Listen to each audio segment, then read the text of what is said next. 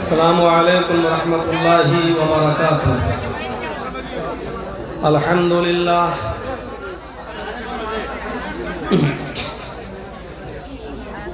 الحمدللہ نحمدہ ونستعینہ ونستغفرہ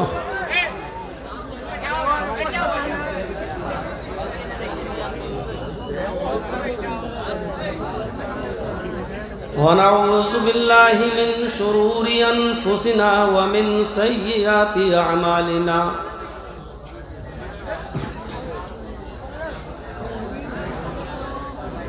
من يهده الله فلا مضل له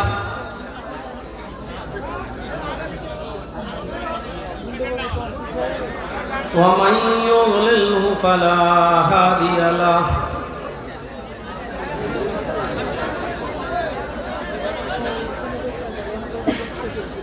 وأشهد أن لا إله إلا الله وحده لا شريك له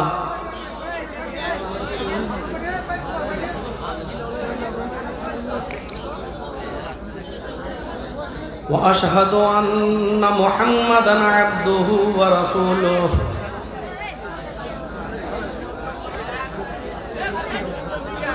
أما بعد فإن خير الحديث كتاب الله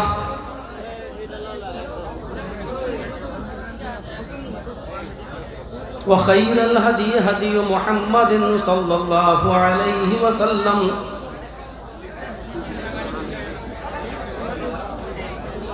وشر الأمور محدثاتها وكل محدثة بدعة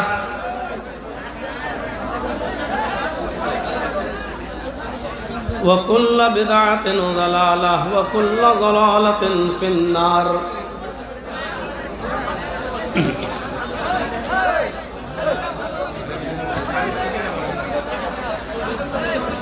حضرات گرامی، بسط ادب و احترام گزارش ہے کہ دینی مجلس کے عادات کو ملحوظ رکھتے ہوئے آپ حضرات بولے نہیں، ہنگامہ نہ کریں، نہیں تو بولنے کا موقع کیسے؟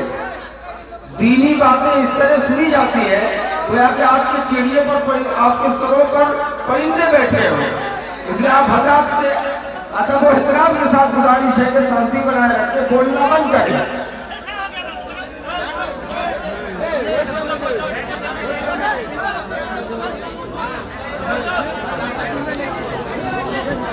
اعوذ باللہ من الشیطان الرجیم، بسم اللہ الرحمن الرحیم۔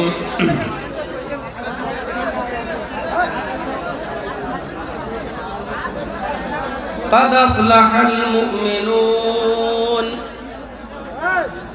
الذين هم في صلاتهم خاشعون والذين هم عن اللغو معرضون والذين هم للزكاة فاعلون والذين هم لفروجهم حافظون إلا على أزواجهم أو ما ملكت أيمانهم فإنهم غير ملومين فمن ابتغى وراء ذلك فأولئك هم العادون۔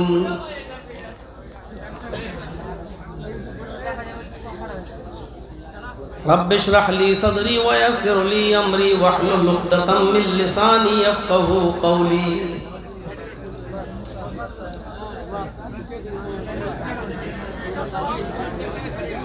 اس عظیم الشان اجلاس کے صدر محترم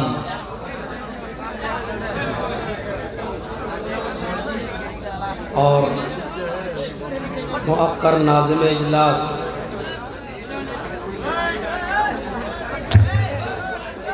اور اسٹیج پر بیٹھے ہوئے دیگر معزز علماء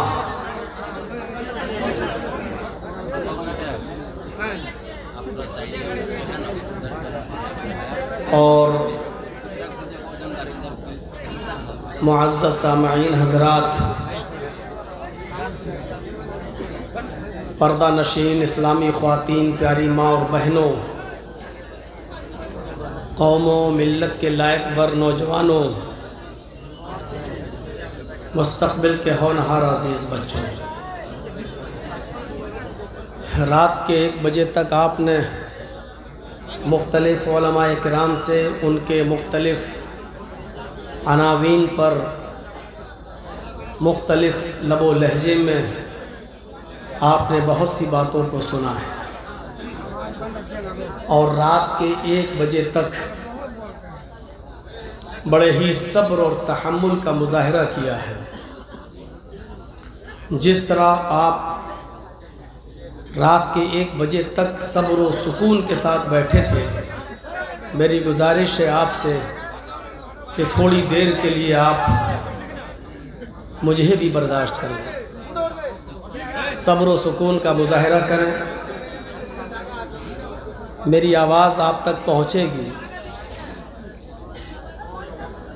कम से कम ये सोच लें कि ये इजलास है और किसी कव्वाल का कव्वाली नहीं है, और इस इजलास के अंदर स्टेज पर जितने उलमा बुलाए गए हैं ये डांस दिखाने नहीं आए हैं, गाना गाने नहीं आए हैं, ये आपको किताब व सुन्नत की बातें बताने के लिए आए हैं। कम से कम इस बात का लिहाज रखें कि कुरान व हदीस की तालीम ऐसे शोर व शराबे के बिल्कुल ख़िलाफ़ है जो हम कर रहे हैं। जो लोग खड़े हैं उनसे गुजारिश है कि बैठ जाएं, ताकि उनके पीछे जो लोग बैठे हुए हैं उनको भी दिक्कत ना हो। कुरान करीम अगर हम पढ़ें और हदीस का अगर अमीक़ नज़रों से मुताला करें तो पूरी ज़िंदगी आप पूरे कुरान और हदीस के अंदर आदाब ही आदाब आपको सिखलाए जाएंगे। खाने के आदाब क्या हैं, पीने के आदाब क्या हैं, चलने के आदाब क्या हैं, बैठने के आदाब क्या हैं, शादी और ब्याह के आदाब क्या हैं, नमाज़ पढ़ने के आदाब क्या हैं, मुलाकात करने के आदाब क्या हैं, एक दूसरे से जब आप मिलें तो क्या अदब होना चाहिए, इसी तरीके से जलसे के आदाब क्या हैं और सुनने के आदाब क्या हैं, सुनाने के आदाब क्या हैं। पूरी अल्लाह की किताब कुरान करीम और नबी अकरम के पूरे फरमान इससे भरे पड़े हैं। मैं समझता हूँ कि इस टॉपिक पर बोलने की हमें ज़रूरत नहीं। हम और आप मुसलमान हैं, कोशिश करें कि हम एक अच्छे मोमिन बनकर, एक अच्छे मुसलमान बनकर लोगों के सामने अपने आप को पेश करें। गवर्नमेंट की वोटर लिस्ट में आप मुसलमान हैं, इसमें कोई शक नहीं है। गोश्त खाते हैं ये भी मैं जानता हूँ, लेकिन कुरान और हदीस हमें कैसा मुसलमान चाहती है और एक मोमिन के औसाफ, एक मोमिन की सिफत, एक मुसलमान की कैफियत क्या होनी चाहिए, ये अपने अंदर पैदा करने की ज़रूरत है।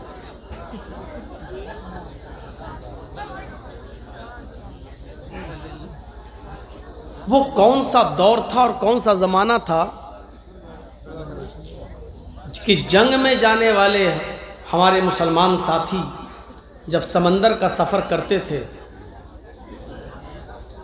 और किसी एक मुसलमान का मिट्टी का प्याला जिसमें वो खाना खाता था वो धोखे से समंदर में गिर जाता है और ये चीखता है कि मेरा प्याला,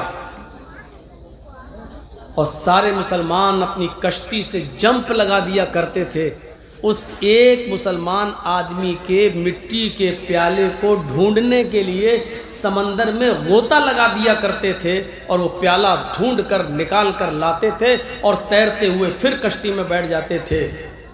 और इस चीज़ को देखकर दुश्मन कौम, दुश्मनों की फ़ौज ये सोचने पर मजबूर हो जाती थी कि ये वो मुसलमान हैं जो मिट्टी का एक प्याला अपने भाई का समंदर में बेकार नहीं जाने देते, اگر میں نے ان کی یونٹی میں، ان کے اتفاق میں، اتحاد میں اگر ہم نے کچھ کمی کر دی اور کسی ایک مسلمان کو اگر ہم نے مار دیا، قتل کر دیا، تو یہ میرا کیا حال کریں گے؟ مٹی کا پیالہ زمین پر سمندر پہ نہیں گرنے دیتے تھے، اور گر گیا تو سب ٹوٹ جاتے پڑتے تھے کہ اس کو ہم ڈھونڈ لیں۔ ہم ایک دوسرے کو سننے کے لیے جگہ نہیں دے رہے ہیں، جبکہ آپ بھی سننے آئے ہیں، اور جو جس کو آپ بیٹھنے نہیں دے رہے ہیں وہ بھی وہی سننے آیا ہے جو آپ سننے آئے۔ فرق اتنا ہے کہ جو سننا چاہتا وہ تو خاموشی کے ساتھ بیٹھا ہے، اور جو سننا نہیں چاہتا ہے وہ اپنے موبائلوں میں مولانا جرجیس کو قید کرنا چاہتا ہے، بس کہ ہم اپنے دوستوں کو دکھا سکتے ہیں کہ دیکھو ہم ان کے جلسے میں گئے تھے۔ یہ چینل ہیں، آپ تک پہنچ جائے گی ساری باتیں۔ آپ ویڈیو نہیں بھی بنائیں گے تو میرے اترنے کے بعد صبح فجر سے پہلے یہ تقریر یوٹیوب پر آ جاتی ہے۔ کل میں سپول میں بول کے آیا ہوں، صبح فجر سے پہلے وہ یوٹیوب پر آ گئی۔ آپ کے موبائلوں میں میں قید ہو جاؤں یہ ضروری نہیں ہے، خاموشی کے ساتھ سنیے۔ اللہ تعالی ہمیں سننے کی توفیق عطا فرمائے، اور سننے سے زیادہ کہنے والوں کو بھی اور سننے والوں کو بھی سب کو عمل کی توفیق عطا فرمائے۔ پکے سچے مومن بنیے، اور مومن کے اوصاف کیا ہیں وہ سنیے۔ ایک ہوتا ہے مسلمان ہو جانا اور مسلمان کہلانا۔ ہم کہلانے کے طور پہ مسلمان ہیں۔ کون ہے مسلمان؟ آپ کا مذہب کیا ہے؟ اسلام۔ نبی کون ہے؟ محمد صلی اللہ علیہ وسلم۔ سب قرآن، کتاب کون ہے؟ قرآن، سب ہم مانتے ہیں۔ سوال یہ ہے کیا ہم مسلمان ہو کر کامیاب ہیں یا نہیں؟ کامیاب مسلمان ہم کیسے بنیں، اور اپنی زندگی کو ہم کامیاب کیسے بنائیں؟ قرآن کریم ایک نسخہ بتاتا ہے ہماری زندگی کو کامیاب بنانے کا۔ سنیے، قد افلح المومنون، وہ مومن کامیاب ہو گئے۔ کون؟ وہ مومن۔ اب مومن کس کو کہتے ہیں؟ ہم اور آپ بھی ہیں، لیکن کامیاب ہیں یا نہیں اس پر نظر ڈالیں۔ اگر یہ اوصاف جو آگے قرآن نے بیان کی ہیں وہ ہمارے اندر پائے جاتے ہیں تو ہم کامیاب ہیں، اور نہیں ہیں تو پھر اپنی قسمت کو روئیے اور یہاں سے فیصلہ کر کے اٹھیے کہ ہم مسلمان تو ہیں لیکن کامیاب مومن نہیں۔ قد افلح المومنون، وہ مومن کامیاب ہو گئے۔ الذین هم فی صلاتہم خاشعون، پہلی صفت ان کے اندر یہ ہونی چاہیے کہ وہ اپنی نمازوں کے اندر خشوع اور خضوع پیدا کرتے ہیں۔ جو اپنی نمازوں میں خشوع اور خضوع برتتے ہیں، جو اپنی نمازوں میں خشوع اور خضوع کے ساتھ نماز کی ادائیگی کرتے ہیں، یا نماز پڑھنے کا معاملہ ہی نہیں ہے، نماز جو پڑھتا نہیں ہے وہ مسلمان ہے یا نہیں وہ ایک الگ بحث ہے۔ یہاں نماز پڑھنے والوں سے کہا جا رہا ہے جو اپنی نماز میں خشوع اور خضوع برتتے ہیں، خشوع اور خضوع کے ساتھ نماز پڑھتے ہیں۔ ہماری نمازوں کا حال کیا ہے وہ ہمیں معلوم ہے۔ آپ الاصابہ فی تمیز الصحابہ، حافظ احمد ابن حجر العسقلانی رحمۃ اللہ علیہ کی مایہ ناز تصنیف ہے، اس کتاب کو پڑھیں گے تو آپ کو بہت سے ایسے واقعات ملیں گے کہ صحابہ کرام اور ان کے بعد تابعین اور تبع تابعین کی زندگیوں میں ایسا خشوع اور خضوع تھا ان کی نمازوں میں کہ ایک تابعی کا واقعہ نقل کرتے ہیں حافظ احمد ابن حجر العسقلانی رحمۃ اللہ علیہ کہ طبیبوں نے، ڈاکٹروں نے یہ گھوشت کر دیا، یہ کلیئر کر دیا کہ آپ کا پیر خراب ہو چکا ہے اور آپ کا پیر کاٹا جائے گا۔ تو انہوں نے کہا کہ اچھا، لیکن اس زمانے میں سن کر کے آج کل آپریشن ہوتا ہے نا، اس زمانے میں سن کرنے والی کوئی چیز نہیں تھی، کہ اس کو سنگھا دیا جائے اور سن کر دیا جائے اور پیر کاٹ دیا جائے، محذر اشیاء نہیں تھی۔ سن کیسے کیا جائے؟ ایسے ہی آپ کا پیر کاٹا جائے گا، سمجھ لو کہ درد بہت ہوگا۔ تو یہ بزرگ تابعی کیا کہتے ہیں طبیب سے، حکیم سے، جراح سے کہ ٹھیک ہے، میں کرسی پر، اس زمانے میں کوئی اونچی اسٹول ٹائپ کی کوئی چیز لکڑی کی بنا دی گئی، میں اس پر بیٹھ جاؤں گا، کھڑے ہو کر نماز پڑھنے کی طاقت نہیں ہے میرے اندر، میں بیٹھ جاؤں گا اور جیسے ہی میں اللہ اکبر کہہ کر نیت باندھ لوں، تم اپنا آپریشن شروع کر دینا اور میرا پیر کاٹ دینا۔ اس لیے کہ نماز کی حالت میں اللہ کی عبادت میں اتنا منہمک ہو جاتا ہوں کہ دنیا و ما فیہا سے میں غافل ہو جاتا ہوں، مجھے دنیا و ما فیہا کا پھر احساس نہیں ہوتا۔ اس لیے نماز کی حالت میں اگر تم میرا پیر کاٹو گے تو مجھے تکلیف نہیں ہوگی۔ حافظ احمد ابن حجر العسقلانی جیسی شخصیت اس واقعے کو نقل کر رہی ہے الاصابہ میں۔ اب آپ اندازہ لگا سکتے ہیں کہ ان کی نمازیں کیسی تھیں، اور ایک ہماری نمازیں، اللہ اکبر۔ امام صاحب نے تھوڑا سا اگر الف لام میم کا رکوع شروع کر دیا، پتہ نہیں 2.5 پاری کے پورا رکوع نہ پڑھنے لگے، داڑھی بھی کھو جانے لگتے ہیں، اور دوسری رکعت میں گھڑی پہ بھی نظر پڑ جاتی ہے، کتنی ایسے بھی ہو جاتا ہے۔ بہت سے لوگوں کو آپ دیکھیں گے نماز کی حالت میں، دیکھیے، اور تھوڑا سا اگر مچھر بھی بیٹھ کے کاٹ لیتے ہیں، ہماری نمازوں کا یہ حال ہے۔ یہ موجودہ دور کی حالت بتا رہا ہوں میں، ہماری نمازیں آج کل ایسے ہی ہیں۔ پھر موازنہ کیجیے آپ، ان کا پیر کاٹ دیا گیا اور اس آدمی نے نماز کی حالت میں آہ بھی نہیں کیا، منہ سے آہ بھی نہیں نکالا، پیر کٹ گیا اور یہ اپنی نماز میں مصروف رہے، اشارے سے رکوع ہوتا رہا اور سجدہ ہوتا رہا۔ تو مومن کامیاب مومن بنیے، اور کامیاب مومن کی پہلی صفت کیا بتائی جا رہی ہے؟ الذین ھم فی صلاتہم خاشعون، جو اپنی نمازوں میں خشوع اور خضوع برتتے ہیں۔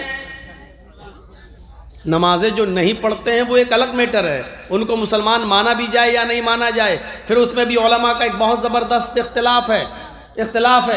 لیکن مجھے وہ مسئلہ معلوم ہے کہ کسی نے عبداللہ ابن باز رحمت اللہ علیہ سے پوچھا، سعودیہ کے سب سے بڑے مفتی سے پوچھا، ایک عورت نے، کہ میرا شوہر نماز کا عادی نہیں ہے، میں بہت سمجھا چکی ہوں لیکن وہ نماز نہیں پڑھتا، تو ایسی صورت میں اس سے کیا طلاق کا مطالبہ کروں؟ اور میرے طلاق کے مطالبہ کرنے پر بھی وہ طلاق نہ دے تو پھر کیا میں اس کے ساتھ مجبوری میں رہوں؟ تو اس کا جواب، عبداللہ ابن باز سعودیہ کے سب سے بڑے مفتی تھے، انہوں نے اس کا جواب یہ دیا کہ میری بہن، تمہاری سچویشن تو بہت ہی خراب ہے، پہلے اپنے شوہر کو سمجھاؤ، اور تم کہتی ہو کہ میں نے بہت سمجھایا لیکن وہ اپنی روش نہیں بدلا اور نماز نہیں پڑھتا۔ تو پھر عبداللہ ابن باز نے فتویٰ دیا کہ پھر ایسے شوہر کا تمہارا اس شوہر کے ساتھ رہنا جائز نہیں ہے۔ کہا کہ پھر وہ مجھے طلاق نہیں دے، تو کہا اس کو طلاق دینے کی ضرورت ہی نہیں ہے، کیونکہ وہ آدمی اسلام کے ایک بہت بڑے رکن کو چھوڑتا ہے، اس لیے وہ اسلام کے اندر داخل ہی نہیں ہے۔ لہٰذا جب وہ اسلام کے اندر داخل نہیں ہے تو پھر ایسے شخص کے ساتھ تم کیسے رہ سکتی ہو جو غیر اسلام کے اندر ہو، جو اسلام کے اندر داخل نہ ہو؟ لہٰذا تم آزاد ہو اور چند لوگوں کو بٹھا کر اعلان کر دو کہ میں اس آدمی کے ساتھ نہیں رہوں گی، اور ایک پیریڈ، ایک مہینے کا، ایک حیض کا ایک پیریڈ جو عورتوں کو مہینہ آتا ہے MC، اس کا انتظار کر کے تم دوسرا نکاح کر سکتی ہو کسی مومن سے۔ یہ عبداللہ ابن عباس، یہاں تو نماز ہی نہیں پڑھتے۔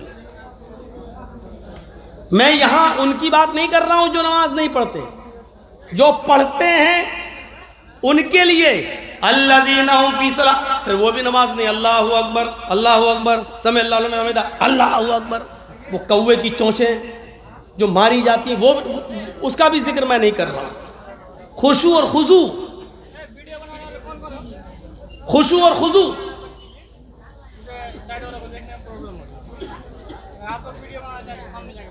تفسیر ابن کثیر کے اندر حافظ ابن کثیر نے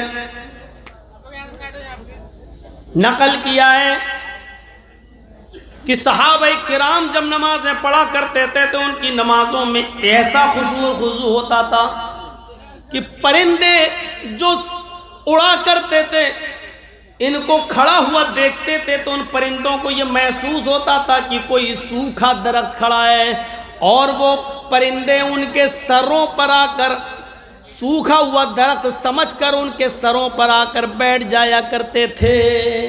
بالکل ہلنا ڈلنا نہیں، بالکل نہیں، سجدے کی جگہ پر نظر۔ عبد الرحمن ابن مہدی ایک جلیل القدر محدث گزرے ہیں، کوفہ یا بصرہ کے رہنے والے تھے۔ اتفاق سے ان کو مدینہ میں سفر کی ضرورت پیش آئی، یہ مدینہ میں انٹری کرتے ہیں۔ عبد الرحمن ابن مہدی مدینہ کے اندر انٹری کرتے ہیں اور اسی مسجد کے اندر نماز پڑھنے چلے جاتے ہیں جس مسجد کے اندر امام مالک رحمت اللہ علیہ نماز پڑھایا کرتے تھے۔ نماز کا وقت ہو گیا، امام مالک نماز پڑھانے کے لیے کھڑے ہو گئے۔ عبد الرحمن ابن مہدی کے کاندھے کے اوپر ایک چادر تھی، ہوتا نا ہم لوگ بھی سفر کر رہے ہیں تو گمچھا ڈال دیا اپنے سر پہ، نکل گئے، پسینہ نکلا پوچھ لیا، پھر کندھے پہ گمچھا ڈال لیا۔ عبد الرحمن ابن مہدی کے کاندھے پر ایسی گمچھے ٹائپ کی چادر تھی، انہوں نے نماز شروع کرنے سے پہلے وہ چادر اتاری اور انہوں نے اپنے سامنے رکھ دی۔ جیسے ہم لوگ نماز پڑھتے تو چشمہ اتارا اور چشمے کے ڈبی میں رکھا اور آگے رکھ دیا، یا کوئی رومال منہ پوچھا اور آگے ڈال دیا، اللہ اکبر، کھڑے ہو گئے۔ ایسے ہی عبد الرحمن ابن مہدی نے اپنے کاندھے سے چادر اتاری اور وہاں پر اپنے سامنے رکھ دیا۔ مدینے کے اندر یہ ایک نئی چیز، نیا کام ہو گیا۔ امام مالک نے اللہ اکبر کہہ کر نماز پڑھانا شروع کر دیا، لیکن لوگ عبد الرحمن ابن مہدی کو دیکھ رہے ہیں کہ انہوں نے کیا کیا۔ اپنے کاندھے سے چادر اتاری اور صف میں اپنے سامنے انہوں نے چادر کو رکھ دیا۔ بہرحال سب لوگوں نے نماز پڑھ لی، اور نماز پڑھنے کے بعد جب امام مالک رحمت اللہ علیہ نے سلام پھیرا، السلام علیکم ورحمت اللہ، السلام علیکم ورحمت اللہ، جب نماز پڑھا کر سلام پھیرا تو لوگوں کی نظریں امام مالک کی طرف تھیں۔ امام مالک رحمت اللہ علیہ سے سوال، نظروں میں سوال ہو رہا تھا، یعنی مصلی جو نماز پڑھ رہے تھے انہوں نے امام مالک سے کہا اس آدمی نے تو نماز کی حالت میں نماز کے اندر اپنے کاندھے سے چادر اتار کر اپنے سامنے ڈال دی ہے۔ امام مالک رحمت اللہ علیہ نے اس آدمی کو، جانتے نہیں تھے کہ یہ محدث جلیل ہے عبد الرحمن ابن مہدی، بہت بڑے محدث، حدیث کے جانکار، لیکن اپنی پولیس کو جو مدینے کے اندر جو نگرانی کرتے تھے اس پولیس والوں کو بلایا اور عبد الرحمن ابن مہدی کے بارے میں حکم دیا، اس آدمی نے جو چادر سامنے ڈال دی ہے نماز پڑھنے کے دوران، اس آدمی کو پکڑو اور قید خانے کے اندر ڈال دو۔ جیل کے اندر ڈال دیا، قید خانے کے اندر ڈال دیا. لیکن اتفاق دیکھیے، شام تک امام مالک کو پتا چلا کہ جس آدمی کو ہم نے گرفتار کر کے جیل میں ڈالا ہے وہ تو اپنے علاقے کا بہت بڑا محدث ہے، بہت بڑا عالم ہے. اس علاقے کے لوگ اس کو بہت بڑا امام مانتے ہیں، بہت بڑا محدث مانتے ہیں.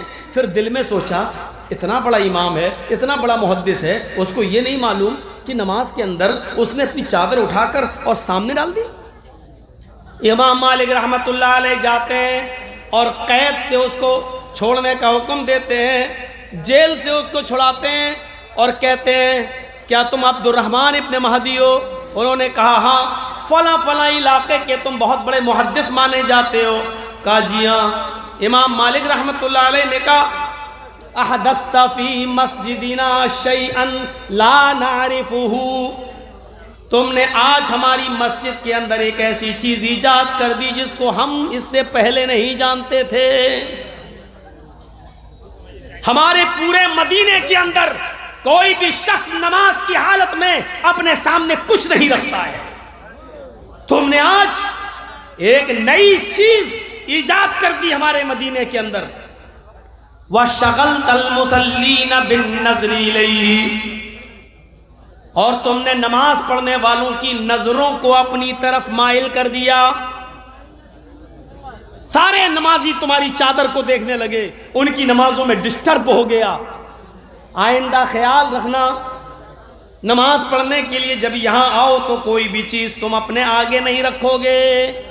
اس سے پتہ چلتا ہے کہ ان کی نمازیں کتنی خشوع اور خضوع والی ہوتی تھیں. نماز پڑھ رہے ہیں، ہمارے ہاں تو رومال نکالا پھر رکھ لیا.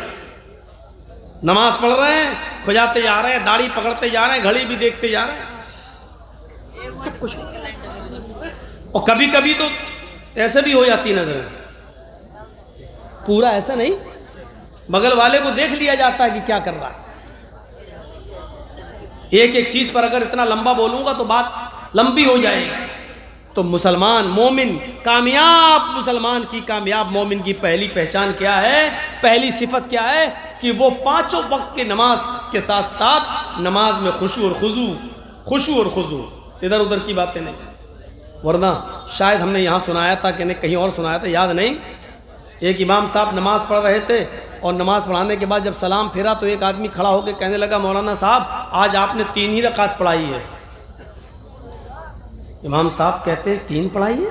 ہو سکتا بھول چوک ہو گئی ہو. سارے نمازیوں سے پوچھا کیا یہ صحیح بول رہا ہے؟ سارے نمازی جتنے لوگ مسجد میں تھے کہنے لگے نہیں نہیں آپ نے 4 پڑھائی ہے.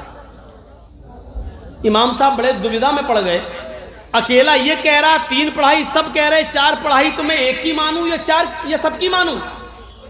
پوچھا بھائی یہ سب کہہ رہے ہیں کہ 4 پڑھائی، تو اکیلا کہہ رہا 3 پڑھائی، میں تیری مانوں یا ان کی؟ وہ کہتا میری. کہا کیوں؟ کہا میں گارنٹی کے ساتھ کہتا ہوں کہ آپ نے 3 پڑھائی. سارے لوگ کہتے نہیں نہیں یہ جھوٹ بول رہا، 4 پڑھائی آپ نے. تو وہ آدمی کہتا میری مانیے، ان سب کی نہیں. کہا امام صاحب بڑے پریشان، اچھا تم کیسے سچ بول رہے ہو، تم بتاؤ 3 میں نے کیسے پڑھائی؟ وہ کہتا ہے کہ میری 4 دکانیں ہیں اور میں ہر ایک رکعت میں ایک دکان کا حساب جوڑ لیتا ہوں. تو آپ اب تک 4 رکعت پڑھاتے تھے تو چاروں دکانوں کا حساب میں جوڑ لیتا تھا، آج 3 ہی کا جوڑ پایا، اس لیے میں کہہ رہا ہوں کہ 3 پڑھائی. اگر میں نے چاروں دکانوں کا حساب جوڑ لیا ہوتا تو اس کا مطلب 4. یہ اس کی نماز تھی. وہ خشوع اور خضوع نہیں رہا آج ہماری نمازوں میں. اللہ بھولی ہوئی چیزیں 2 ہی جگہ یاد آتی ہیں. یاد نہیں آ رہی، نماز پڑھے تو یاد آ گئی ہاں فلاں چیز ہم نے فلاں جگہ رکھی تھی، یا پھر لیٹرین میں یاد آتی ہاں. تو وہ مومن کامیاب ہو گئے الذین هم فی صلاتہم خاشعون، جو اپنی نمازوں میں خشوع اور خضوع برتتے ہیں. پہلا والذین هم عن اللغو معرضون، اور وہ مومن بھی کامیاب ہو گئے جو لغویات سے، جو غلط کاموں سے، ہر لغو کام سے اعراض کرتے ہیں، دور رہتے ہیں. فضول کاموں سے، لغویات سے دور رہتے ہیں. لغو کاموں میں سب چیزیں شامل ہیں، جوا، شراب، سٹا، کیرم بورڈ، چوسر، جھوٹ، غیبت، چغلی، حسد، کینہ، بغض، عناد، ایک دوسرے کے خلاف ષڑینتر رچنا، یہ ساری چیزیں لغویات کے اندر آتی ہیں، لغو کے اندر آتی ہیں. جو لغویات سے دور رہتے ہیں، جو فضول کاموں سے بچتے رہتے ہیں.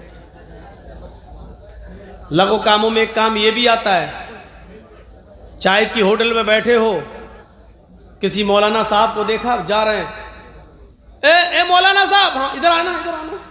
ایسا لگتا ہے جیسے ان کے باپ کا نوکر ہو. ادھر آؤ. ہاں ارے وہ مولانا صاحب ایک مسئلہ بتا دو.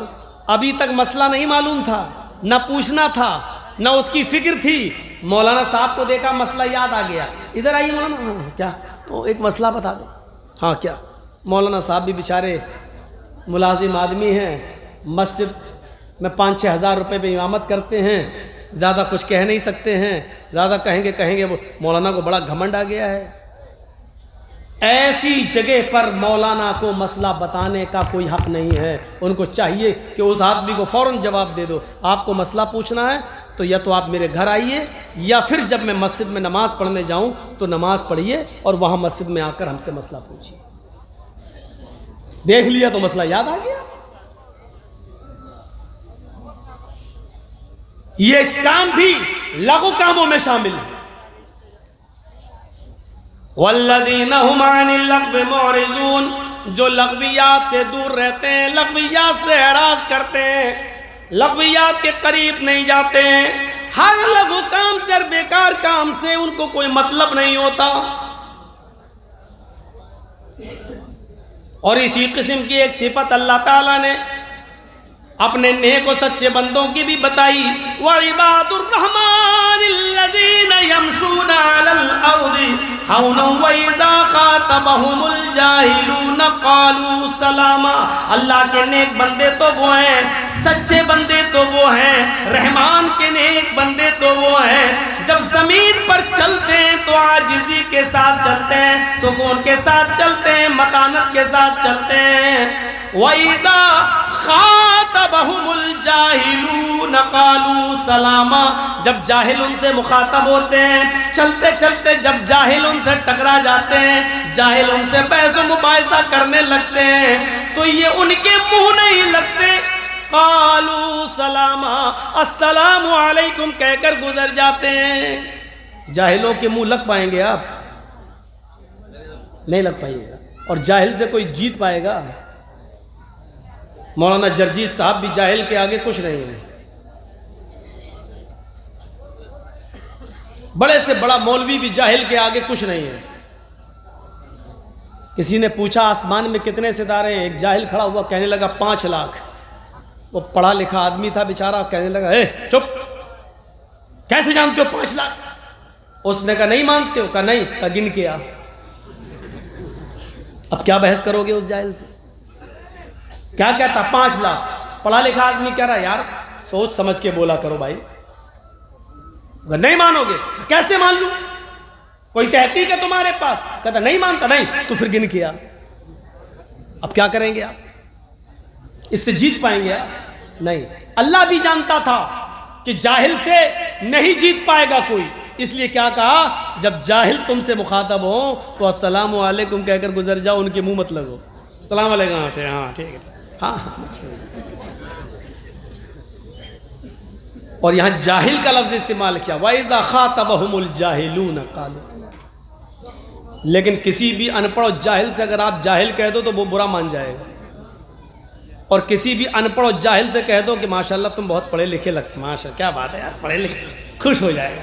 جبکہ وہ ABCD بھی نہیں پڑھا، الف ب بھی نہیں پڑھا ہے، لیکن اس سے کہہ دو ارے ماشاءاللہ کیا آپ پڑھے لکھے، بات کریں گے آپ کے اندر تو بڑا علم ہے. ٹھیک ہے شکریہ آپ کا، تھینکس. اس کا مطلب کیا ہوا؟ علم جاہل کو بھی پسند ہے. علم کی نسبت، جاہل کی نسبت اگر علم سے کر دی جائے تو وہ بھی خوش ہوتا ہے. لیکن جاہل کو اگر جاہل کہہ دو تو برا مان جائے، تیرا باپ جاہل، تیرا دادا، یہی تو جہالت ہے اس کی، فوراً آ گیا جہالت پر. مجھے جاہل کہا، تیرا پورا خاندان جاہل، تو جاہل، تیرا باپ جاہل. نہیں بحث کر پاؤ گے، کر ہی نہیں پاؤ گے. اس لیے اللہ تعالیٰ نے پڑھے لکھوں کو، علماء کو، نیک لوگوں کو، اپنے سچے بندوں کو حکم دیا وَإِذَا خَاطَبَهُمُ الْجَاهِلُونَ قَالُوا سَلَامًا. جب جاہل تم سے ٹکرا جائیں، جاہلوں سے تم جاہل مخاطب ہو جائیں تو ان سے السلام علیکم کہہ کر گزر جاؤ، بحث مت کرو. تو اللہ کے کامیاب مومن وہ ہیں جو لغویات سے، غیبت چغلی سے، حسد کینہ بغض اناد دشمنی سے دور رہتے ہیں، لغویات سے دور رہتے ہیں. والذین ہم للزکاۃ فاعلون، اور کامیاب مومن وہ ہیں اللہ تعالیٰ نے ان کو جو مال دیا ہے وہ اپنے مال کی پوری پوری زکوٰۃ ادا کرتے ہیں. صاحب استطاعت، صاحب نصاب ہونے پر زکوٰۃ فرض ہو جاتی ہے ایک مسلمان کے اوپر.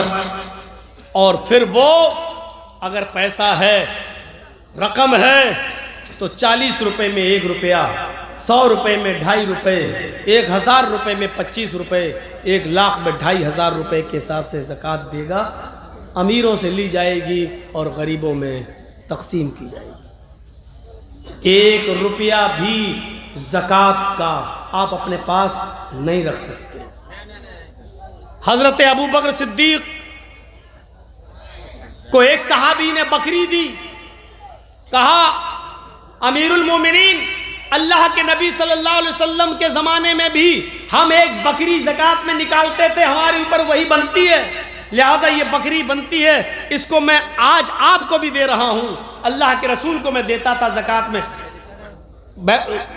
نبی کو نہیں. نبی کا مطلب یہ نہیں کہ نبی کے لیے، مسلمانوں کے لیے اور دوسرے کام کرنے کے لیے. تو اللہ کے نبی جب وصول کرنے آتے تھے تو ان کو بھی میں ایک بکری دیتا تھا. آج بھی وہی بکری بنتی ہے، دے دیجئے، یہ لیجئے. ابو بکر صدیق نے کہا اللہ کے نبی صلی اللہ علیہ وسلم کے ساتھ میں بھی آیا کرتا تھا زکوٰۃ کا مال وصول کرنے کے لیے، تم ایک بکری دیتے تھے، آج بھی ایک بکری دے رہے ہو. زکوٰۃ تو تم پوری دے رہے ہو، لیکن اللہ کے نبی صلی اللہ علیہ وسلم کو جب بکری دیتے تھے تو اپنے کھوٹے میں سے کھول کر رسی اللہ کے نبی کے ہاتھ میں پکڑاتے تھے، اور اللہ کے رسول اس رسی سے اس بکری کو کھینچتے ہوئے، اس رسی سے چلاتے ہوئے لے جاتے تھے. آج تم نے رسی بکری کے گلے میں نہیں ہے، آج اس کا کان پکڑ کر لائے اور میرے ہاتھ میں تم نے بکری دے دی، رسی کہاں ہے؟ وہ صحابی ہنسنے لگے، کہنے لگے بکری زکوٰۃ میں بنتی ہے، بکری دے دی، رسی کی کیا ضرورت ہے، میں اپنی دوسری بکری اس رسی میں باندھ لوں گا. حضرت ابو بکر صدیق فرماتے ہیں اللہ کے نبی کو رسی سمیت بکری دیتے تھے، ہم بھی رسی سمیت بکری لیں گے. اگر تم نے بکری دے دی لیکن رسی اپنے پاس روک لی تو میں تم سے قتال کروں گا، میں تم سے جہاد کروں گا. بکری دے رہے ہیں، رسی نہیں، تو حضرت ابو بکر کہہ رہے ہیں میں جنگ لڑوں گا تم سے، قتال کروں گا میں تم سے، تمہیں رسی بھی دینا پڑے گی. آپ یاد رکھیے زکوٰۃ میں بکری بن رہی، بکری دے رہے ہیں، وہ منع نہیں کر رہے ہیں، لیکن رسی تو کہا رسی بھی دو. یہاں کتنا غریبوں کا حق مارا جاتا ہے.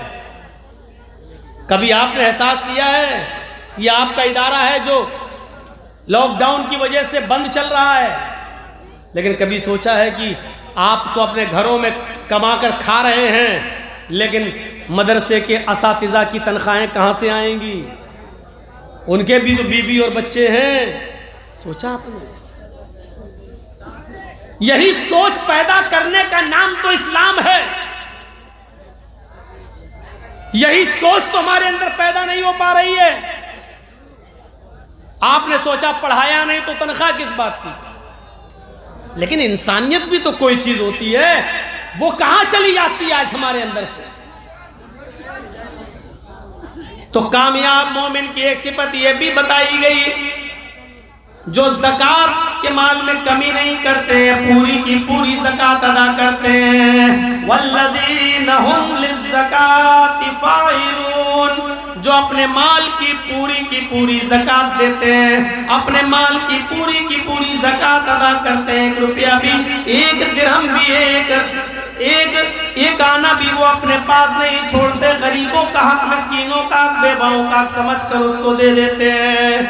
اس کے بعد آئیے، قد افلح المؤمنون الذين هم في صلاتهم خاشعون والذين هم عن اللغو معرضون والذين هم للزكاة فاعلون والذين هم لفروجهم حافظون۔ آج کے معاشرے اور سوسائٹی اور آج کے سماج پر زبردست قرآن کریم کی اس آیت کو اس رکوع میں پیش کیا گیا ہے۔ اور جو اپنے گپتانگ کی، اپنی شرمگاہ کی حفاظت کرتے ہیں، 2 معنی ہے اس کا، شرمگاہ کی حفاظت کا۔ یہ نابھی جس کو آپ بولتے ہیں بنگلہ میں، ناف سے لے کر گھٹنے تک اتنا حصہ مرد سے بھی چھپائے گا، اتنا یاد رکھیے گا۔ ناف سے لے کر گھٹنے تک، یہاں سے یہاں تک اتنا حصہ مرد سے بھی چھپائے گا، اور اتنا حصہ عورت سے بھی چھپائے گی۔ مرد کے اس سطر پر نظر نہیں ڈال سکتا، اور اتنا حصہ عورت بھی کسی عورت کے جسم پر، سطر پر، اتنے حصے پر نظر نہیں ڈال سکتی شریعت کی نظر میں۔